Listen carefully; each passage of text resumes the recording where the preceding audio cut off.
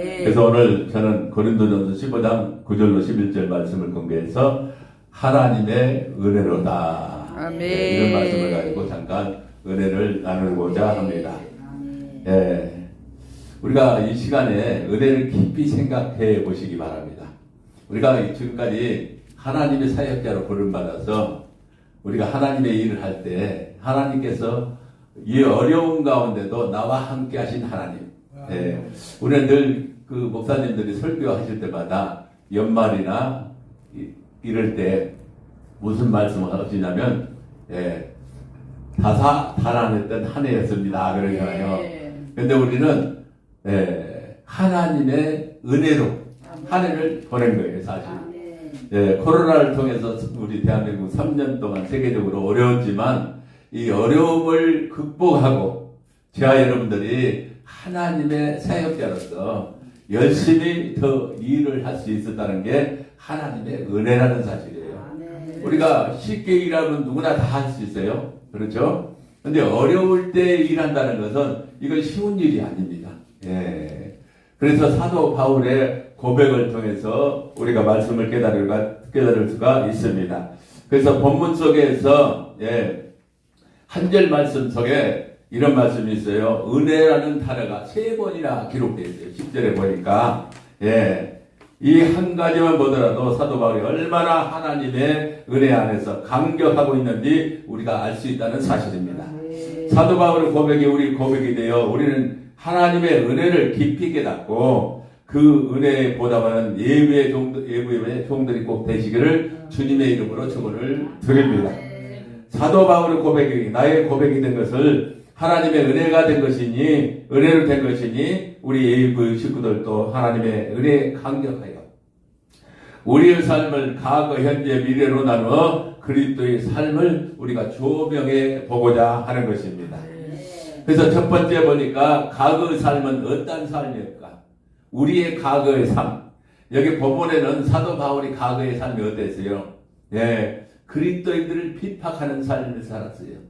우리의 과거도 우리가 사역자로 예수 믿기 전에는 뭘 했어요? 세상과 전쟁을 하며 살아왔잖아요. 이런 삶을 살았어요. 그래서 고린도전서 15장 9절에 나는 사도 중에서 지극히 작은 자라 그랬어요. 내가 하나님의 교회를 핍박하였으므로 사도라 칭함을 받기 감당치 못한다고 그는 말하고 있습니다. 우리도 사실은 옛날 우리가 살아온 것을 생각해 보면요, 우리가 어떻게 사역자가 되어서 하나님의 일을 사람들이 되겠어요. 그런데 하나님의 은혜 가운데 저야 여러분들 불러주셨어요. 이 모양 저 모양도 불러주셨어요. 또 때가 되어서 불러주셨다는 사실이에요. 그래서 사도 바울은 누가 뭐래도 위대한 사도였으니 틀림없다는 것을 알 수 있습니다.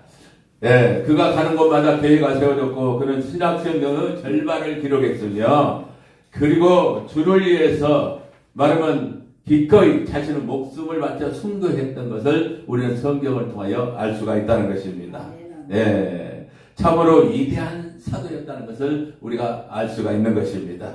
그렇습니까? 과거에 그가 지은 죄가 많았기 때문에 과거에 지은 죄, 우리 과거에 지은 죄를 생각해 보면요, 우리가 더 겸손해지고 낮아지고 주님의 은혜에 감사하면서 살아가는 사역자들이 되어야 될 줄로 믿습니다.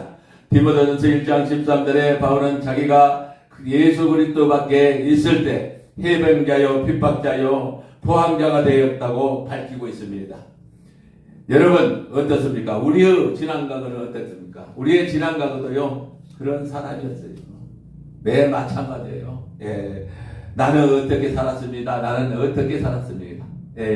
이렇게 변명을 하는 분들이 많이 계시는데 내가 깨닫지 못하고 내 방식대로 살아왔다는 사실이에요. 지난 과거에.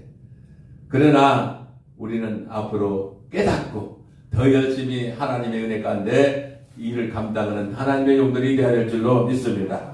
두 번째는 현재를 우리가 살펴보겠습니다. 현재 우리 삶은 어떻습니까? 여러분 본문 15장 10절에 상반부의 말씀입니다. 그러나 나의 나 된 것은 하나님의 은혜로 된 것이니 그랬어요. 바울은 본시 하나님의 교회를 핍박했던 사람입니다. 그런데 그가 변해서 이제는 예수 그리스도를 사도라는 영광스러운 직분을 받았다는 사실이에요. 예. 이제는 저와 여러분들이 예수 그리스도를 전하는, 말하면 종이 되었다는 사실입니다. 예. 예수 그리스도 사도라는 영광스러운 직분을 받은 것과 마찬가지로 저와 여러분들도 영광스러운 종의 직분을 받았어요. 그렇죠? 예. 바울은 그것이 전적으로 하나님의 은혜라고 고백하고 있음을 볼 수가 있다는 것입니다. 예, 엄격한 의미에서는 사도란 예수 그리스도 부활을 목격한 사람이 사도예요. 그런데 바울이 언제 예수 그리스도 부활을 목격했는가? 예. 우리는 고린도전서 15장을 일명 부활장이라고 말씀들을 하고 있습니다. 예. 자기 자신이 부활하신 예수 그리스도를 목격했다고 그는 말씀하고 있는 것입니다. 고린도전서 15장 3절로 8절에 게바에게 보이시고 12제에게 500 형제에게 보이시고 야고보에게 보이셨다고 했어요. 맨 나중에 만삭되지 못한 나에게도 보이시고 그랬어요. 바울은 만삭되지 못한 나에게도 이런 말씀을 하셨을까? 만삭되지 못한 이조 역사의 초기에 세종대왕의 아들 가운데 보면 누가 있어요? 문종이 있고 수양대군 세조가 있잖아요. 단종 조카를 핍박했던 그 수양대군의 모사가 한명이라는 사람이 칠삭둥이에요. 칠삭둥이. 말하자면 어머니 뱃속에서 10달이 있다가 나와야 되는데 7달 만에 나온 사람이에요. 얼마나 그 사람이요 역사 드라마를 통해서 보면요 머리가 좋은 사람인 줄 아세요? 7달 만에 태어났어도. 이와 마찬가지로 사도 바울도 예수 그리스도의 평생 살아 계실 때는 보지도 못했어요. 알지도 못했어요. 그러나 그가 다메섹 도상에서 그리스도를 만나고 그가 그리스도를 알게 되고 그리스도의 제자가 되어서 자기가 고백하는 말이에요. 12사도와 같이 직접 그 밑에 따라다니면서 배우지 못했기 때문에 나는 만삭되지 못했다 이게요. 그래서 나는 만삭되지 못한 나에게도 보여주셨다. 주님의 부활을 보여주셨다 이런 말씀이에요. 그래서 그는 14년 동안요 그리스도 영이신 하나님을 통해서요 훈련을 받고 그가 사역자로 하나님의 일을 했는데 사도 중에 사도라고 그는 자신이 큰 소리 칩니다. 왜 그럴까요? 다른 사도들보다 다른 제자들보다 더 많은 일을 했다는 사실이에요. 그러니 수 없는 고난을 겪었습니다. 바다의 위험, 바리새인들에게 위험, 또 세상 사람들 많은 사람들에게 위험, 매도 5차례나 맞고 40에 하나 가만은 39대를 5번이나 맞고 죽을 고비를 수없이 넘겼지만 그런 그가 이걸 통해서 하나님의 은혜라고 말하고 있는 거예요. 오늘 우리 주의종들이 그러잖아요. 오늘날 잘 나가는 주의종들은 은혜롭다고 그래요. 잘 나가는. 근데 못 나가는 주의종들도요 더 은혜스러운 거예요. 왜 그럴까요? 우리가 주의종들은요 잘 나가면 안 돼. 너무 잘 나가면 안 돼요.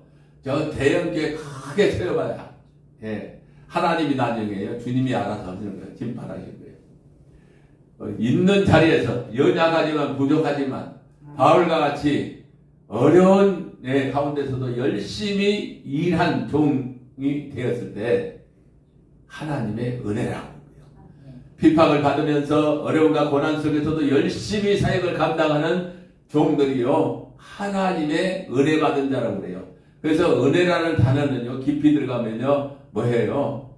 주님과 같이 고난 받은 자가 그게 은혜라는 말씀이에요. 진실한 은혜. 똑같이. 근데 오늘날 종들이 고난 받지 않으려고 하잖아요. 어렵게 하나님이 일을 하려고 하는 분들이 있어요? 없어요. 다 교회도 크게 오고 뭘 해도 크게 오고 크게 좋게 예 성전도 크게 남보다는 더 크게 다 이렇게 생각하잖아요. 예. 근데 아니에요. 천하보다 귀한 한 영혼을 잘 인도해서 주님께 드리는 종이 되었을 때 어떤 비판과 고난과 역경 가운데서도 흔들리지 아니하고 주님의 편들을 잡고 중심을 잡고 사역을 감당하는 종들이 하나님의 은혜 받은 자예요. 예. 사도 바울은 그래서 그는요 자기가 하나님의 은혜로 예, 사역을 감당했다는 것을 고백하고 있습니다. 예. 자, 여러분, 저와 여러분들도요, 여러분 힘들다고 어렵다고 예, 이렇게 말씀하지 마세요. 예. 우리는 항상 높은 자만을 바라보는데 위의 것만 바라보는데요. 나보다 못한 사람도 있어요. 많이 있어요. 예. 나보다 많이 가진 자만 바라보는데 아니에요. 나보다 못 가진 자도 많이 있어요. 예. 예. 그래서 만족할 줄 알아야 돼요. 제일 우리가 믿음을 지키려면 제일 힘든 게 뭔지 아세요? 예. 욕심이에요, 욕심. 욕심이 믿음을 못 지키게 해요. 방해하는 겁니다. 왜 그럴까요? 더 가지려고 하는 욕심. 그런데 지금 나에게 주신 모든 것들이 조감을 우리가 깨달을 때에 우리는요 어떠한 일도 할 수 있다는 것입니다. 예. 지금까지 나와 함께 하시고 지켜주시고 먹여주시고 입혀주신 거 내가 내일 먹을 것은 없어도 오늘까지라도 지금 예, 먹을 거 있다는 거 감사할 때 하나님은 정말로 하나님의 사역자로 축복해 주실 줄로 믿습니다. 그래서 예수님 살아 계실 때에 제자가 아니었지만 그는 그리스도 만나고 예, 자기는 예수님의 사도 중에 사도라고 고백합니다. 제 여러분 주님 보셨어요? 예, 주님 보셨어요? 안 봤지만 우리도 예수님의 제자가 되고 사도 바울같이 사도라고 주장할 수 있어요. 그래서 제 목사 동기 중에 한 분은요 명함에다 사도 김누구 목사하고 써갖고 다녀요. 명함에 아예 찍어갖고 다니는 분이 있어요. 제 목사 동기 중에. 예? 아니 그렇게 산다면 주님의 12제자같이 산다면 사도 바울같이 산다면 그렇게 살아왔다면 할 수 있어요. 저 여러분들도 우리도 자신있게 사도 누구 사도 김현장 이렇게 예? 할 수가 있는 거예요. 근데 이 땅에서는 좀 힘들 것 같아요. 왜냐 우리가 육신이 있다 보니까 인간이다 보니까 예. 아마 안전한 내 삶을 살 수 없을 것 같아요. 그러나 사도 바울은 그는 고백합니다. 하나님의 은혜로 그는 되었다는 거예요. 예, 우리의 능력으로 우리의 모든 것으로는 되지 않습니다. 그러나 하나님께서 함께 해주시면 된다는 사실입니다. 그래서 시편 116편 12절에 여호와께서 내게 주신 은혜를 무엇으로 보답할꼬? 라고 말씀하고 있습니다. 사도 바울은 우리 하나님의 은혜에 감격하면서 그 은혜의 보답은 어떻게 보답할까? 예. 고린도전서 15장 10절로 11절에 내게 주신 은혜가 헛되지 아니하며 내가 모든 사도 또한 하나님보다 더 많이 수고하였으니 모든 사도보다 하나님의 일에 더 많이 수고했다는 얘기예요. 예. 그러니까 우리도 다른 종들보다도 내가 더 많이 수고하는 삶을 사시기를 주님의 이름으로 축원을 드립니다. 오직 나와 함께 하신 하나님의 은혜로 일을 했다는 것이에요. 그러니까 내 능력으로 내 지식으로는 할 수 없지만 하나님께서 함께 해주시면 할 수 있다는 사실입니다. 그러므로 내나 제이나 다 같이 말하면 전파하며 너희는 이같이 믿느니라. 너나 나나 하나님의 말씀을 전파했기 때문에 너희들이 이같이 믿는다 이런 말씀이에요. 예. 그러면 고린도후서 11장 23절에 옥에 갇히기도 수많이 하고 매도 수없이 맞고 여러 번 말하면 죽을 고비도 넘겼고 했지만 그는요 그걸 은혜라고 생각했어요. 그러면서 24절에 유대인들에게 40에 하나는 감한 매를 수없이 맞고 25절, 26절, 27절에 보면요, 그가 고백하고 있는 말씀이 쭉 기록되어 있어요. 그러면서 사도 바울은 이 모든 수고를 하나님의 은혜라고 표현하고 있다는 것입니다. 그러면서 예수님 때문에 당하는 수고, 예수님 때문에 당한 고통, 오히려 하나님의 은혜라고 표현하고 있다는 것입니다. 우리가 지금까지 살아온 것은요, 사도 바울의 고백을처럼 모두 다 하나님의 은혜였음을 우리는 잊지 말아야 될 줄로 믿습니다. 또한 사도 바울에게 있었던 하나님의 은혜의 감격이 오늘 우리 예배에 참석하신 하나님의 종들에게도 있기를 주님의 이름으로 축원하면서 돌아오는 2023년도는 더욱더 합심하여 최선을 다하는 우리 예비역이 되시기를 바랍니다. 내가 어느 단체에 들어가면요, 그 단체에서 끝까지 충성할 줄 알아야 돼요. 저는 총회를 이끌어가면서요, 그걸 배웠어요. 제가 소속된 그곳에는요, 최선을 다하려고 합니다. 저는 한국 기독교 개혁교단협에서 20년이 넘게 제가요, 일을 하고 있어요. 1년에 5번씩 여전도 회관에서요, 예배를 드립니다. 신년 하라 예배, 3.1절 예배, 6.25 예배, 8.15 강복 예배, 총회에서 5번씩 예배를 드리고, 우리 총회에서도 똑같이 5번씩, 1년에 5번씩 예배를 드려요. 근데 20년 넘게 한국 기독교 개혁교단협에서요, 제가 한 번을 빠지지 아니하고 참석했어요. 예. 말하면 금년도에도 제가 8.15 강복 예배, 총회 예배 제가 2번 설교를 했어요. 예.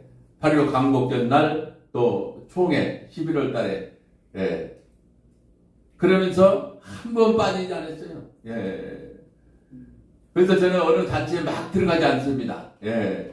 그리고 말하면 들어가면 그곳에서 최선을 다하는 거예요. 예. 이제 코로나로 조금 주춤하다 보니까 우리 이제 예부역도 금년에 조금 주춤했어요. 약간 후반전에. 근데 이제 2023년도는 더욱더 전진하는 예부이 될 줄로 믿습니다. 그래서 저는 많이 들어가 있지는 않아요. 이제 제가 자제를 많이 합니다. 여기저기서 자꾸 저를 찾고 불러가려고 하는데 제가 안 가요. 그래서 지금 이제 한국 기독교 총연합회, 기도원 총연합회도 이제 있는데 저보다 지금 이제 총재를 하라고 그래요. 연합회 총재를 하라고 하는데 지금 미루고 있어요. 2023년도 이제 가을쯤에 하겠다. 지금 병건노 목사가 총재를 하고 있는데 이분이 참석을 안 해요. 근데 참석을 해야 돼요. 하나 돼야 돼요. 될 수 있으면요, 직위를 맡고 있는 계신 분들은 빠지지 말아야 돼요. 네.